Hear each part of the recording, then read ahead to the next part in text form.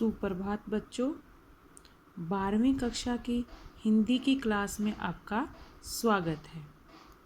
आज हम हमारे विषय की पहली कविता आत्म परिचय पढ़ेंगे, जो कि हरिवंश राय बच्चन जी ने लिखी है। हरिवंश राय बच्चन जी की 2 कविताएं हमारे सिलेबस में शामिल हैं। एक है आत्म परिचय, जो कि बुद्ध और नाच घर उनके काव्य संग्रह से ली गई है, और दूसरा एक गीत है दिन जल्दी जल्दी ढलता है, वह उनके काव्य संग्रह निशा निमंत्रण से ली गई है। इस कविता के माध्यम से कवि अपने अंदर उत्पन्न हो रहे प्रेम को व्यक्त करता है, या हम ये कह सकते हैं कि वो प्रेम के महत्व को बताना चाहते हैं। तो लीजिए शुरू करते हैं हम हमारी आज की कविता। मैं जग जीवन का भार लिए फिरता हूँ, फिर भी जीवन में प्यार लिए फिरता हूँ। कर दिया किसी ने झनकर जिनको छूकर, मैं सांसों के 2 तार लिए फिरता हूँ। तो कवि जी क्या कह रहे हैं? मैं यहाँ किसके लिए प्रयोग हुआ है? कवि अपने लिए प्रयोग कर रहे हैं।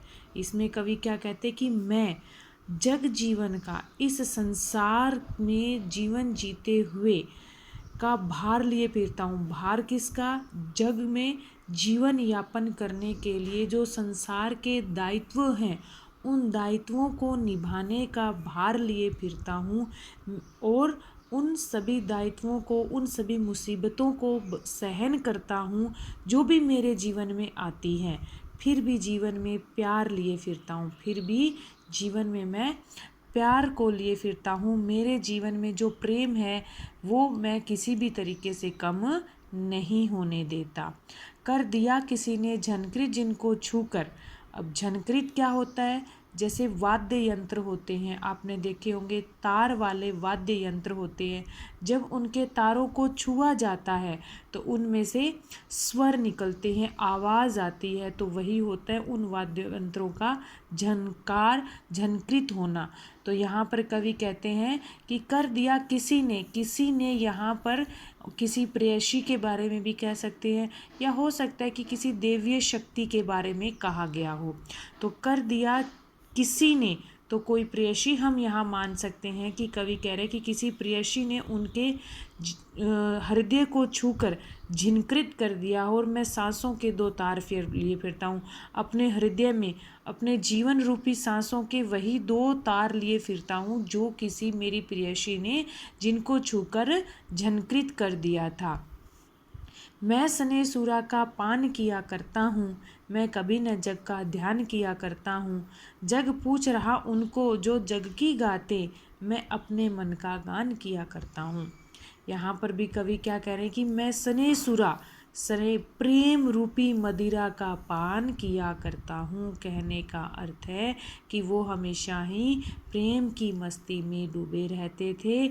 मैं कभी न जग का ध्यान किया करता हूँ। कवि कहते हैं कि संसार वाले लोग, संसार के लोग, इस दुनिया के लोग मेरे बारे में क्या कहते हैं, उस पर मैं कभी भी ध्यान नहीं देता, मैं उसकी परवाह नहीं करता।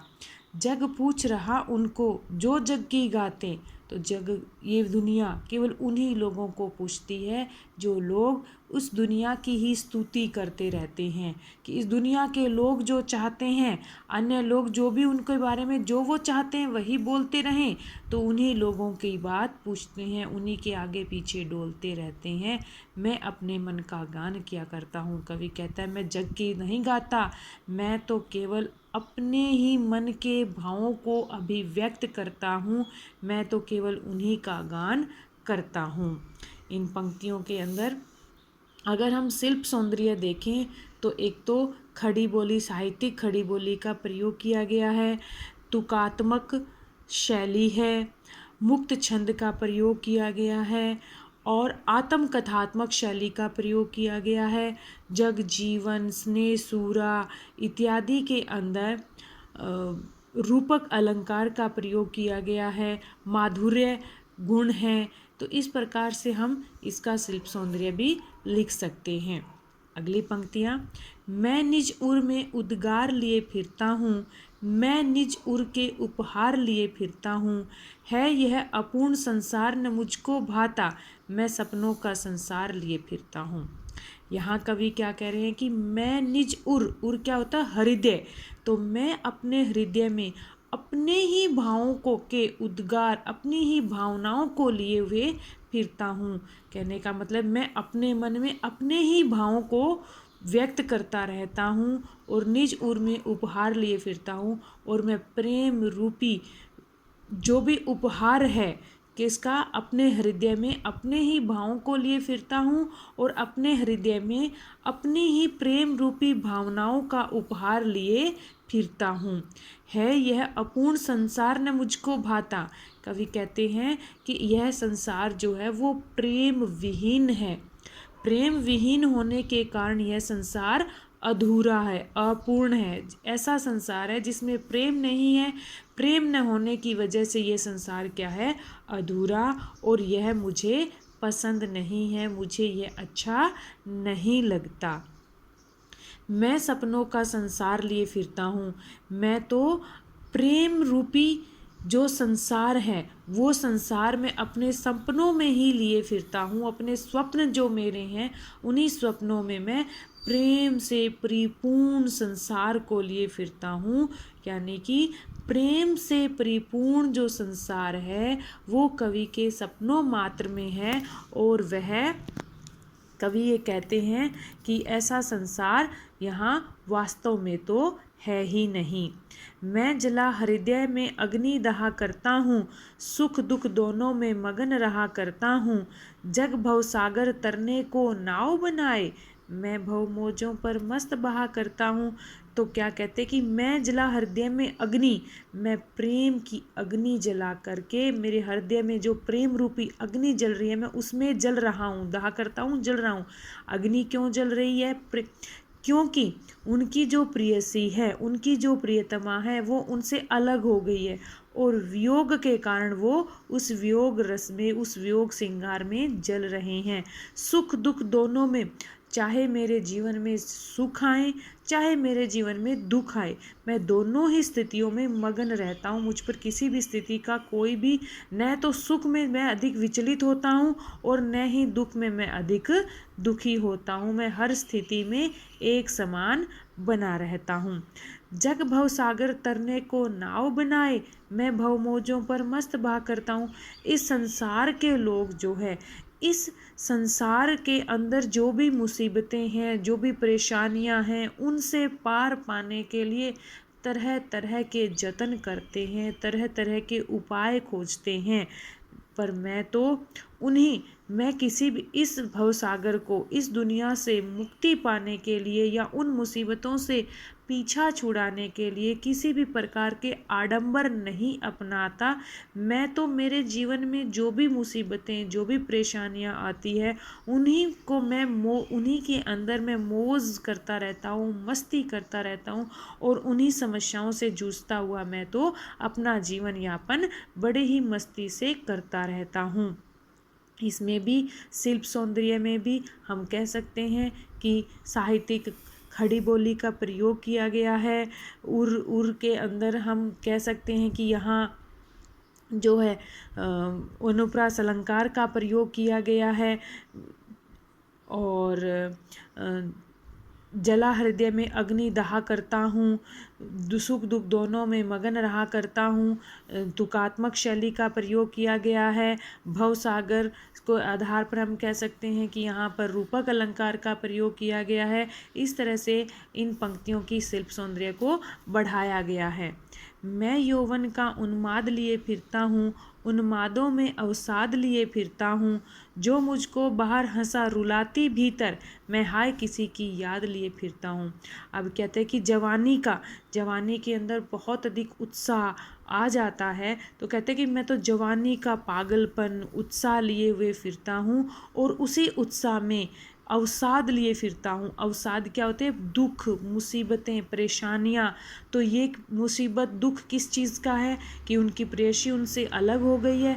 जवानी का उत्साह तो उनके अंदर है, लेकिन वह उत्साह भी विषाद की स्थिति उत्पन्न हो गई है। उस उत्साह में भी परेशानी आ गई है क्योंकि उनकी प्रेयसी उनसे अलग हो गई है और उस अवसाद की वजह से क्या है, बाहर मुझको हंसा, वो दुनिया को दिखाने के लिए, दूसरों को दिखाने के लिए तो बाहर तो हंसते हैं लेकिन अंदर ही अंदर वो रोते रहते हैं। क्यों रोते रहते हैं? क्योंकि उन्हें अपनी प्रेयसी की बहुत अधिक याद आती है। अपनी उसी याद की वजह से वो अंदर ही अंदर रोते रहते हैं। यहाँ भी विरोधाभास अलंकार हम देख सकते हैं कि कहाँ तो कवि एक कहते हैं कि मुझे जग की कोई भी परवाह नहीं है, मैं जग में क्या हो रहा है, संसार में क्या हो रहा है, मुझे उससे कोई लेना देना नहीं है। और यहाँ वो जग को दिखाने के लिए बाहर तो हंसते हैं और अंदर ही अंदर रोते हैं। अगली पंक्तियाँ, कर यतन मिटे सब सत्य किसी ने न जाना, कर यतन मिटे सब सत्य किसी ने न जाना, नादान वही है हाय जहाँ पर दाना, फिर मूढ़ ने क्या जग जो इस पर भी सीखे, मैं सीख रहा हूँ सीखा ज्ञान भुलाना। इन पंक्तियों में कवि कहते हैं कि अपने आत्मज्ञान को, अपने आत्मबल को सीखने के लिए, सच्चाई को जानने के लिए लोगों ने बहुत अधिक प्रयत्न किए हैं लेकिन वो वास्तविक सच्चाई को नहीं जान पाए हैं। नादान वही है हाय जहाँ पर दाना, और ये नादान लोग वहीं जाते हैं जहाँ पर सुख सुविधाओं से भोग की सामग्री जहाँ मिलती है, वहीं पर सारी दुनिया के लोग अपनी नादानी के पीछे वहीं जाते हैं। और फिर मूढ़ ने क्या जग जो इस पर भी सीखे, और यह जग जो है, ये दुनिया के लोगों को अगर हम मूर्ख ना कहें, मूढ़ क्या होता है, मूर्ख ना कहें तो और क्या कहें, कि इतना कुछ हो जाने के बाद भी वो अभी तक वास्तविक बात को नहीं सीख पाए हैं। मैं सीख रहा हूँ सीखा ज्ञान भुलाना। इस दुनिया के अंदर मैंने आकर के क्या सीखा है वो सब कुछ मैं भूल जाना चाहता हूँ। दुनियादारी की उलझन को मैं भूलना चाहता हूँ और ऐसा ज्ञान मैं पाना चाहता हूँ। शिल्प सौंदर्य में भी वही उसी तरह से हम यहाँ विरोधाभास अलंकार बता सकते हैं और स्वर मैत्री का प्रयोग यहाँ पर किया गया है, भाषा वही प्रसाद गुण का प्रयोग किया गया है, मुक्तक छंद का प्रयोग किया गया है इत्यादि। मैं इस और आज हम यहीं तक करेंगे। आगे की पंक्तियाँ जो भी हमारी इस कविता के 4 पद्यांश जो है वो छूट गए हैं, वो अगली क्लास में, इसके साथ इसकी एक और भी कविता दी गई है वो भी अगली क्लास में करेंगे। इसमें से आप अच्छे से पढ़ें, वीडियो को देखकर सुनकर और उसका अर्थ ग्रहण करें और कोशिश करें कि उसकी व्याख्या आप अपनी नोटबुक में, अभ्यास पुस्तिका में लिखें और व्याख्या को याद भी करें। धन्यवाद।